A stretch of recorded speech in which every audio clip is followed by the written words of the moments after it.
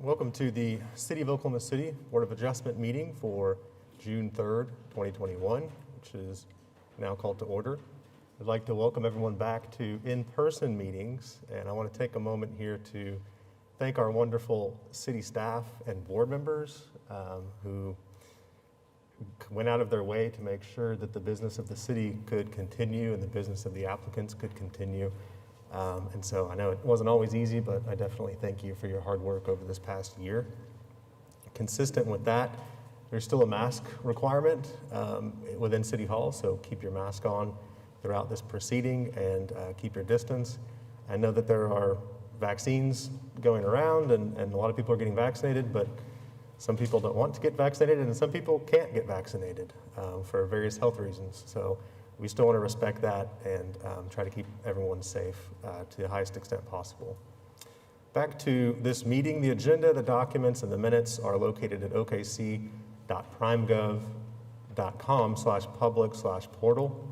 For anyone wishing to speak today, hopefully you previously notified staff and filled out one of these white cards if you're not already the applicant. If you've not filled out one of these forms and you're not the applicant and you'd like to speak, please fill out one of the white forms which are available outside. We will call the case. We will then recognize the applicant or representative to speak, and then we will recognize any supporters, then any protests, and then we will close with the applicant speaking if necessary. Public comment will then be closed unless specifically reopened by me or another board member. The board will then deliberate and vote. For speakers other than the applicant, please limit your comments to 3 minutes. If you arrive after your item has been heard, or if you have a different matter to raise with the board, you'll be allowed to speak under citizens to be heard in the agenda. Board members will be allowed to ask questions or make comments at any time during the meeting. Please do not interrupt board members while they're speaking because we need a clear record and it makes the meetings go by much faster. Before you begin with your comments, please identify yourself by stating your name and your address. And I call this meeting to order. I will note, in case it matters for any of your applications, that we only have 3 board members today, so any decision by the board will need to be unanimous in order for an application to be approved. First item on the agenda is to receive the minutes from the May 20th, 2021 meeting. Do we have any changes to the minutes or a motion? Motion to receive minutes. Second. Okay, we've got a motion and a second to receive the minutes from the May 20th, 2021 meeting. Cast your votes, please.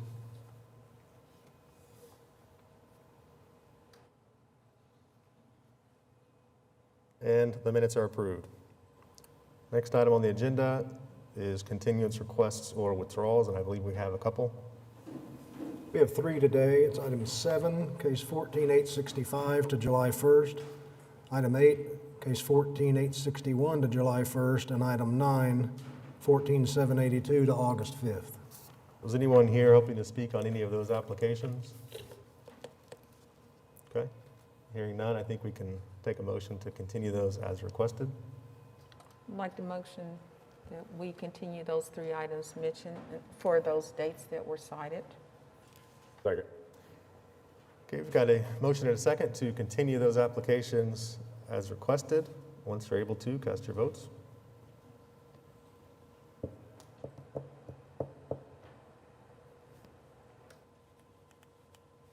Mine is still waiting.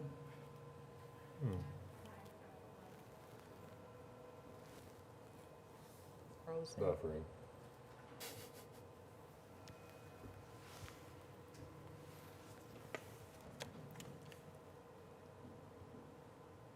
Are we able to take this by voice vote?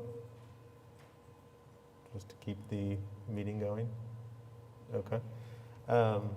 Ms. Asprey, I believe you moved Yes. to continue as requested, seconded by Mr. Privet. Yes. All those in favor, Ms. Asprey? Aye. Okay. Aye. Mr. Privet? Aye. And I also approve that motion.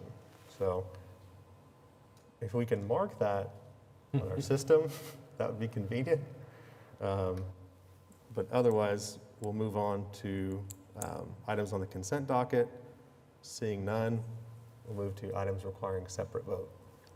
First item for public hearing is item 1, case 14-866. It's a request of CFF Recycling for a variance to the fence height in the I-3 district located at 100 North Bath Avenue. Mr. Johnson, I believe? Afternoon, Tim Johnson with Johnson Associates, 1 East Sheridan Avenue, Oklahoma City, Oklahoma. So we're here on behalf of the applicant, which is CFF Recycling, and they're in the I-3 zoning. Many of you know that there's been some issues of this recycling area with fuel being left in gas tanks and the car crusher creating small explosions. And so the applicant has taken it upon themselves to apply to erect a very tall soundproofing wall. It is 30 feet at its lowest point and 40 feet at its highest point based on the terrain. And you can see in these imageries, the one on top would be more what you're going to see. Actually, nobody's going to see it. It's on the south side of the railroad tracks, several hundred feet from any home. So the hope here is that this request to allow for this height variation would allow them to build this, which we know they're ready to go. They already have a contractor that we've been working with to get the permits and the foundations done. So they're ready to put this up, and the hope is that this would mitigate the sounds in the ongoing and expanding JFK neighborhood. And we think our hardship here is the fact that this property owner wants to do something very positive for the neighborhood, and we're limited to an 8-foot high fence. So, Okay. Mr. Johnson, sometimes you bring some interesting ones to us, and I think this one qualifies. Don't know that I've seen anything like this before, but if it was easy, somebody else would be here. that's true, yeah. Ms. Lakin, can we pull up, I think it was Exhibit 2 that's got the perimeter and it's got in red, yeah. So, Mr. Johnson, on that, I think he presented to us that the red portion is the only portion that's going to be fenced. Is that correct? That is correct. And so the immediately south of that brownish line is the equipment that crushes the cars. Okay. So the hope is that they've gone far enough on either side of that equipment that that they'll have the ability then to diffuse that sound. And I think, well, board members, any questions? Is it only the sound we're concerned with? I mean, how big are the explosions? Are they like ginormous? They're loud enough to, I have a son that lives there. Yeah. They're loud enough to wake him up. Really? Wow. Yeah, and I seeing this application, it seemed like, you know, they're going out of their way to try to alleviate this problem, and it's probably cheaper than having a jury resolve the issue. So if you get where I'm going on that. So we did have one representative of, I think, JFK Neighborhood Association. And so I do have one more question for Mr. Okay. I would add that when we made this application, we did reach out to Councilwoman Nice, Okay. and she assisted us in getting on a Zoom meeting with the Neighborhood Association on Saturday, the following Saturday. And we presented this to the neighborhood, and everybody that was on the call was very receptive. So Okay. I will add that. Thank Okay. you. I've got Ms. Davis.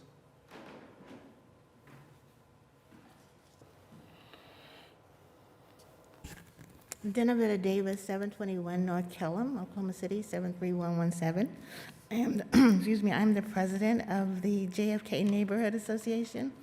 And we have been struggling with these explosions caused by the gasoline being left in the tank for years, and we've been working on this.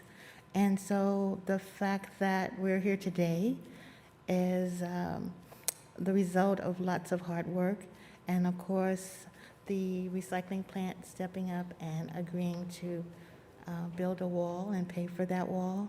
So we're pleased that this is happening, and so we ask that you approve this variance application today. It Okay. will definitely improve the quality of life of residents of JFK neighborhood. Okay. Thank you. Thank you. We appreciate getting the comments of the any abutting property owner, so thank you for your comments. Mr. Johnson, just one quick question of you. Is there a way we could put a time limit on this, or is this, I mean, it can be a long one, but I'm a bit hesitant to have this exist into perpetuity or tie it to the use. You know, as you are aware, sometimes that has enforcement issues. Well, as long as they choose to stay in business there, which they've been in business there for decades, they'd want to have the sound wall remain. So I would think if we could put language in there, I'm not sure we can, that would, if the use changes, the wall would come down. Yeah, we can do that. Again, it has some issues with enforceability, but that might be the best option here. The other option I was thinking is, 15, 20 years, and then they come back and reassess at that point. But And hopefully it won't be me coming back. all right, yeah, hopefully you're on a beach somewhere.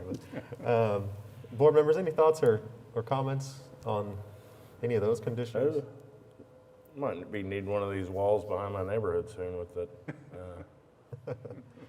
firing range, how they explode things there. It's, they're building houses right next to it now, so it's gonna be interesting. Well, maybe this is going to start a flood of these applications. I hope not, but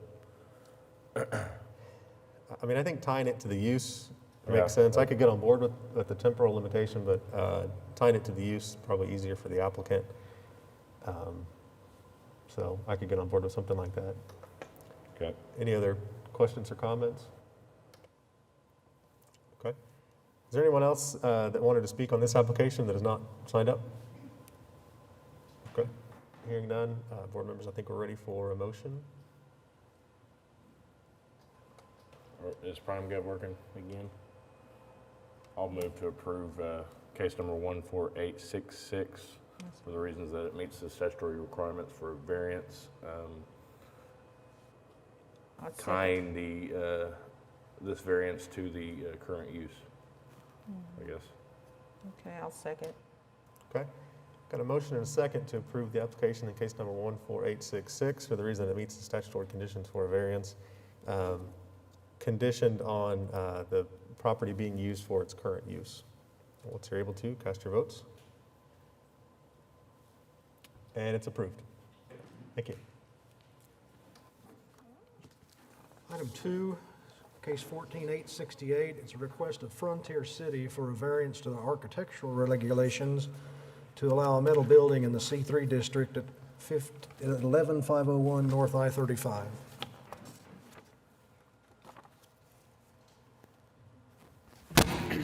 My name is Nick Gaither with Infinity Construction. I'm here on behalf of Frontier City.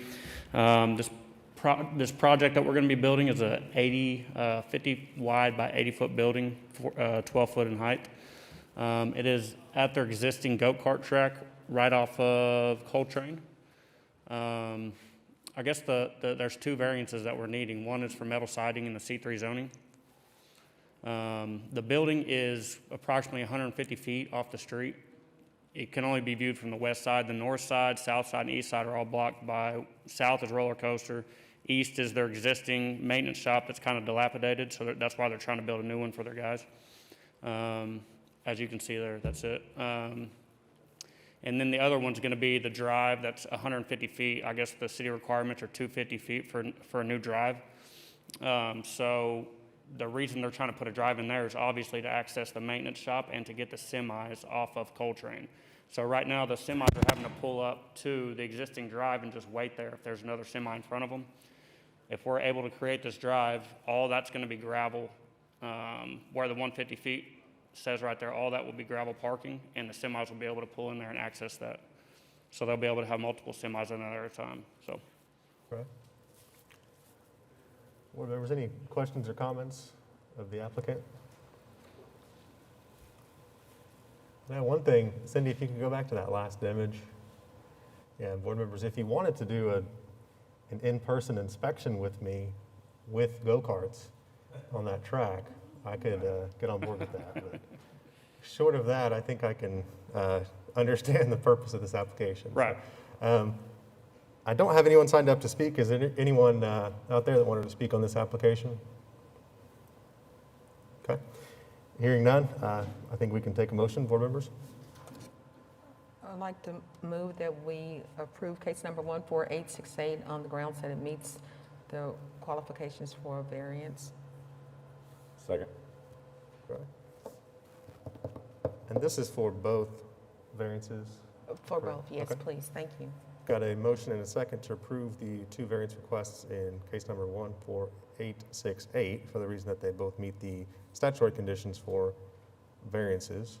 Once you're able to, cast your votes. And it's approved. Awesome, thank you, guys. Thank you. Item 3, case 14863, request for special exception of Wiley Willingham to allow home sharing at 901 West Eubank Street.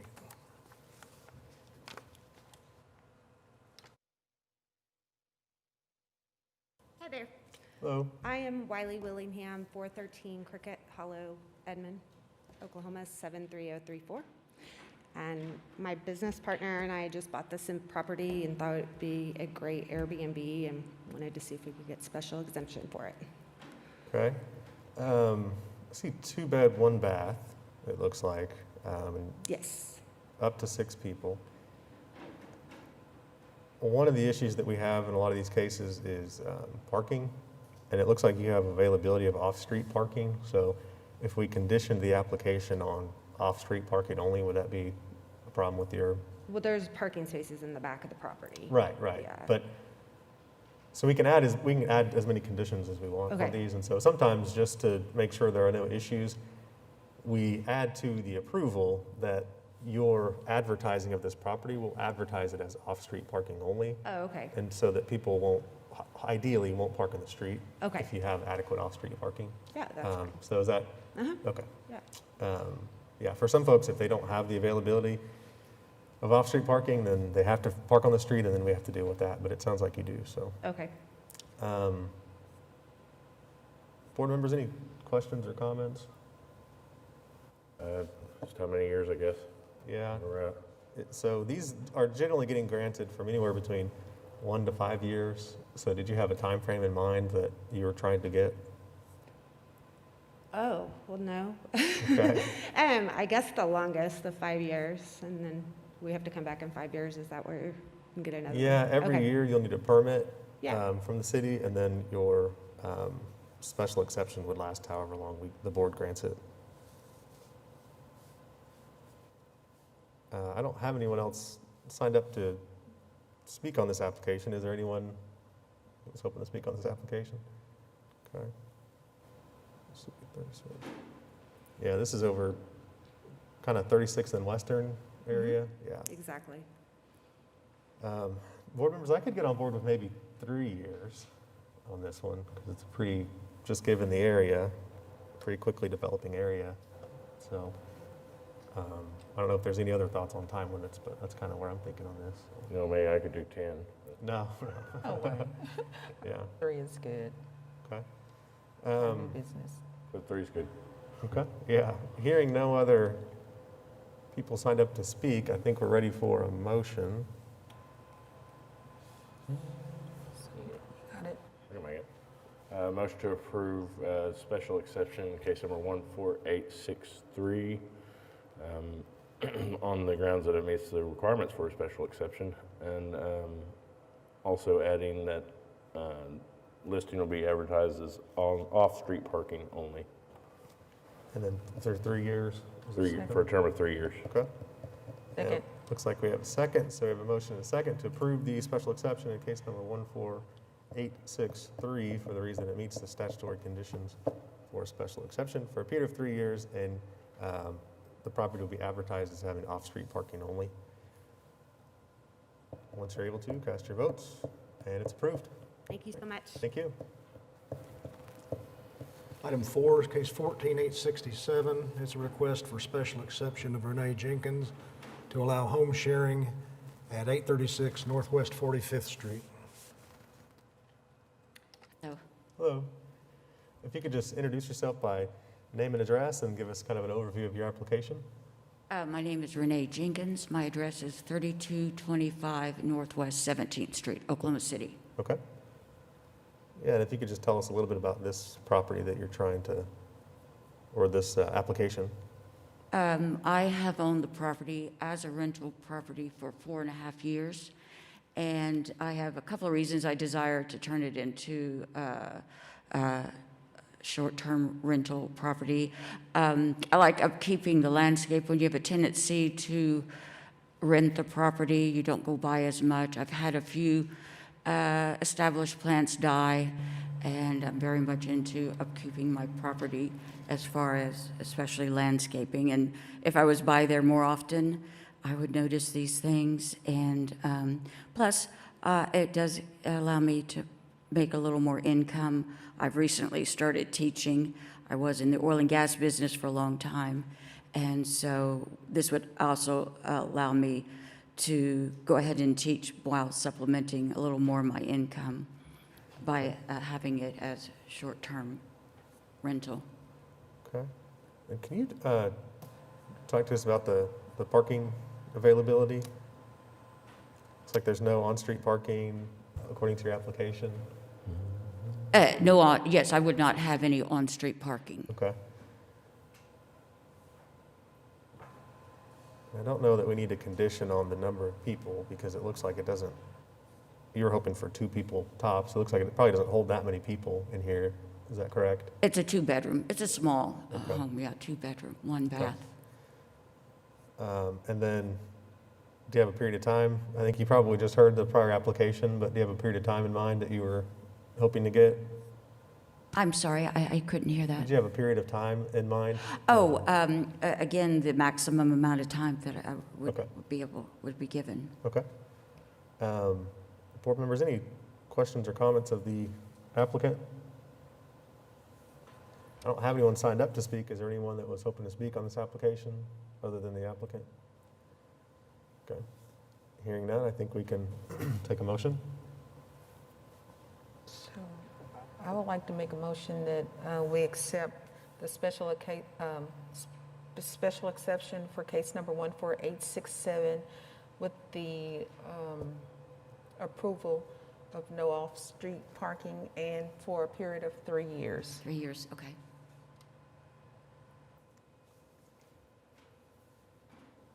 I'll second when it comes up. Okay. I think just to clarify, I don't know if I misheard, but it's 3 years and no, it'll be advertised as no on-street parking? Yes, I Okay, said that. off-street parking only. Okay. Okay. We've got a motion and now a second to approve the special exception in case number 14867 for the reason it meets statutory conditions for a special exception for a period of 3 years and on the condition that it'll be advertised as off-street parking only. Once you're able to, cast your votes. And it's approved. Thank you. Thank you. Good luck. Item 5 is case 14860. It's a special exception of Alan Smith to allow home sharing at 2633 Northwest 23rd Street. Good afternoon. I'm Angela Smith. Our address is 2633 Northwest 23rd Street, and we have significantly improved the quality of this home to make it into an Airbnb. It is right on 23rd Street, so we would, by definition, have off-street parking, and there is plenty of it in the driveway and in the back. And again, we are asking for the home sharing license for this because to add to just income-bearing property. Okay, then I don't have this, I'm trying to find it, but how many bedrooms was this one? It's a 2-bedroom. There it is, 2-bedroom, okay. And then off-street parking. Okay, board members, any questions or comments? Okay, I don't have anyone signed up. Is there anyone that wanted to speak on this application other than the applicant? Okay, hearing none. Yeah, 23rd Street makes this one a little bit different, but I don't know that it, necessarily prevents your application from being approved, but it makes it a little bit different. But given that there's off-street parking and it's a 2-bedroom, I think I can support it. So I don't know if there are any other comments or a motion. Okay. Make a motion to approve case number 14860 for the reasons that it meets the statutory requirements for a special exception. Advertisement of off-street parking only for a period of 3 years. right, second. Okay, got a motion and a second to approve special exception in case number 14860 for the reason that it meets the statutory conditions for a special exception for a period of 3 years, and it'll be advertised as off-street parking only. Once you're able to, cast your votes, and it's approved. Thank you very much. Thank you. Item 6 is case 14864. It's a request of Blake Lee for a variance to the parking regulations in the I-1 district at 5700 North Bryant Avenue. Good afternoon. Mason Schwartz, 522 Colcord Drive, on behalf of the applicant. This is a variance request for 5700 North Bryant. The property is between I-35 and 50th, or to the east of I-35 on 50th Street and 63rd. It's in a area located up there that is an industrial corridor. The property is zoned I-1. It's got I-1, I-2 all around it in terms of use and zoning.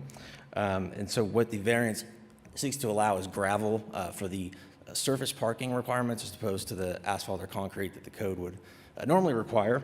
And from the outset, we would note that all the surrounding properties are all done by gravel. This property is a kind of a unique strip, as it shows on the map there. It's about 1,000 feet deep by only about 150 foot of right-of-way wide. And so what we did was we retained an engineer to go and conduct surface and subsurface testing, soil testing, to allow for the gravel and the necessary use load that would go on that. The engineer prepared a plan for us, which we are prepared to implement for the property. We brought that plan for the gravel to the fire marshal, who has also signed off on it as well. The particular ordinances that we're dealing with, they do provide for various exceptions to the concrete the concrete and asphalt requirements to allow for gravel. For example, it says that the director may grant variances when they are it's a hard surface if it's not going to deter to the public convenience, health, safety, and welfare. So the variances specifically that we seek right here are allowed in other places in the code, and specifically under other industrial uses, including industrial heavy, moderate, and light, and wholesale storage and distribution uses. They all provide for allowing gravel in the maneuvering area for that type of use. The kind of the unique situation with this particular use is that instead of it being wholesale storage and distribution general, it's actually characterized as restricted, which is the next use unit. And the reason is this project, what it is a flex space project, which is an industrial office type of setup. These are a type of a new development that is seeing some market demand. And more or less, these are your common contractors, plumbers, folks who might have their own business that don't need a lot of space, but they need a little bit of office space, and they need somewhere to store their materials, perhaps for a sole proprietorship. And so what you see a lot of this is you pull in to the east there, and the different suites, there's 4 different buildings, and they'll be located along the south of the property. So as you pull in, there will just be a gravel strip that takes you all the way back for those folks that have space in the back. And they will pull in most of the time to a garage door or a suite that opens up that allow them, might have a commercial vehicle storage. They will have space to have their industrial storage or their distribution, wholesale storage, and then office space as well. And so it's this unique use that it really functions more like an industrial use or a indoor storage of industrial, but because there's this office component to it, it's classified as restricted, so it's not eligible for the exceptions. So the staff report notes the gravel to the north and the south. It says that it's a hard time finding the peculiarity. We do think this property is peculiar, specifically because of the shape. And so it's not a big open gravel lot that we're seeking. It's seeking a narrow strip that goes to the back that will only be used by the specific tenants that are driving back there. And again, because it's mostly maneuvering, as people can pull in the garage doors into the suites, we think it's a very limited area that allows that maneuvering space that would be allowed for other industrial uses. We believe the fire marshal and the city having no issues from a engineering standpoint, in combination with the engineering tests that we've done, demonstrates that it will not deter the health, safety, and welfare. And we believe it's the minimum necessary, again, having gone through and done all the requirements that the engineers asked of us to make sure that we are doing it correctly. So we would ask for your approval and happy to answer any questions. Okay. It makes more sense now, especially with that use. That makes more sense. I sort of echo the unfavorable condition here in the staff report about the peculiarity of the property. It doesn't seem particularly peculiar, but I think you've done a good job to address that kind of as best you can. And it's not going to be a huge gravel parking lot. It's going to be more narrow for maneuvering. So I think that tips in your favor. I would probably want to condition it on this use and potentially, when I first read this application, what came to mind was potentially having a temporal time limitation as well, just because this area of the code is going to, I think, evolve over time. I don't know that you've been here when I've expressed this, but I'm not the biggest fan of kind of a sea of concrete throughout the city, and so I tend to be a little bit more in favor of more gravel or gravel-like projects if we can, just for water management reasons. But with that, that all might change. That whole area might change in 10 or 20 years. I think it's probably fine as far as I'm concerned right now, but in the future, I don't know that I want to have one going on into perpetuity. I will note, just on the subject of the area going forward, that property to the north was all just recently developed with gravel. So I think you're looking at two new developments back to back. I think what's there to the south, it's hard to tell what the use is, but it's also gravel. And I agree with you with your point about the area. I'm just giving you a little more context in terms of what's been done around it to the north. What did that? I mean, I see it now. I don't know what it is in these aerials, I but think it's pipe storage. It's pipe. okay. So it's pipe storage on gravel right now. Correct. Okay. And that was, if you look at the aerial, I think from just 2018, it was all shows as dirt getting developed. So. Okay. Board members, questions or comments? We just want to condition on the use. And potentially a time period. Okay, Mason, So about time, like Certainly. 10, 15 years type of yeah, timeframe type of thing? yeah. Okay. Not anything short. I mean, I'm not trying to stop this project or anything. But, Right. just keeping in mind in the future, this could all be, very popular or something. I don't know. And heck, at that time they might want to put concrete there anyway. I don't know. But Right. anyway, yeah. If you wanted to address any of those. Sure. I think we can agree to it conditionally. The use, certainly, the time period, as long as it's, not something that's going to throw off their immediate, I can't imagine they'll have an issue with it. Okay. Okay.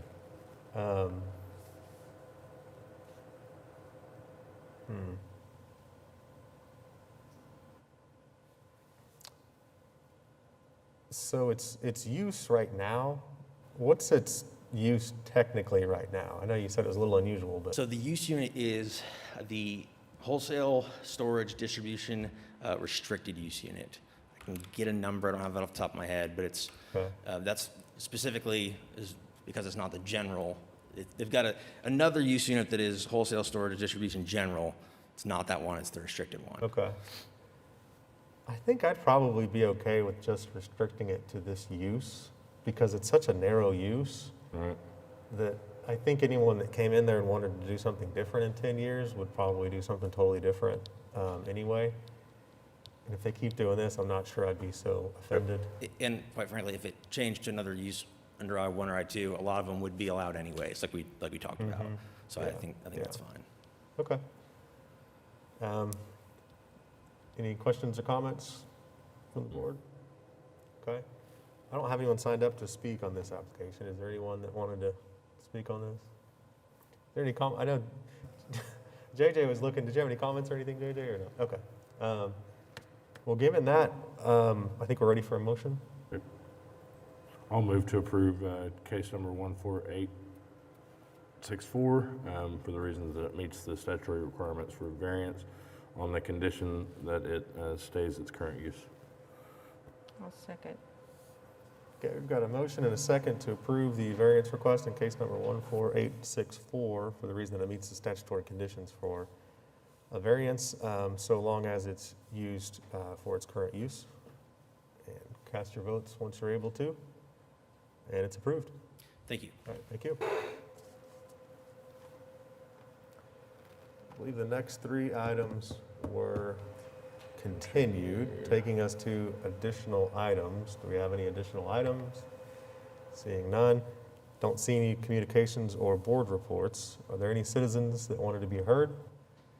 Seeing none. Other business, I had a couple of questions just kind of city staff. As we return back to in-person meetings, is there any reason why we might return back to virtual meetings? Or do we have the availability of doing virtual meetings? We don't?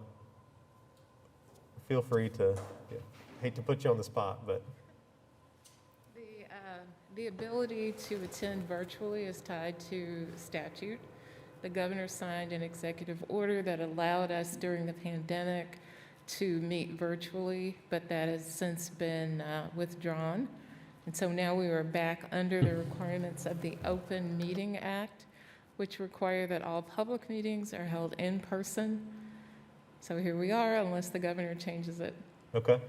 I was wondering what our flexibility was, and in particular, if someone wanted to come from out of state, whether they could come in by video. Apparently that's off the table currently, so that's good to know. And then I think that's the only other business I had. Do we know when we're going to get any more protocols on mask wearing and that kind of stuff and distancing? I know I thought there was actually some state action that was taken that prohibited cities from requiring masks, but that might have been other states and only entertained in Oklahoma. So I didn't want to be in violation of that by requiring people to wear masks when we're not allowed to. And then I know most facilities are doing, if you've been vaccinated, then you don't need to wear a mask unless you want to, and then if you haven't been, then you need to wear a mask. So I didn't know if we were going to do anything like that, but it sounds like we don't have anything on that front. And then lastly, I understand that we're going to have a quite large docket next week, and I assume a lot of those are going to be home sharing. And this might be a question for Cindy or JJ, but do we have any update on, or can we get mapping of the current home sharing permits or special exceptions, or special exceptions? Some of those folks got grandfathered in without a special exception. But if we're going to have, 12 new home sharing applications, for example, I assume a couple of those are going to be in areas where there might be some other ones. And so do we have any update on that? I believe that they do have those mapped. We'll check and we'll have that at the next meeting. Okay. I know. Or include it in your packet. Yeah, some of the board members were talking about that. Even if it's not citywide, or if it is citywide and we can just go to a website or. Yeah, we should be able to plot those addresses Okay. quite okay. easily. Yeah, that'd be very helpful as we start getting more and more of these. I know we're getting kind of hard on some of the applicants where we see a lot in one area, and having that information, obviously, would be good to have during the proceedings. So, any other business board members? Okay, hearing none, we're adjourned.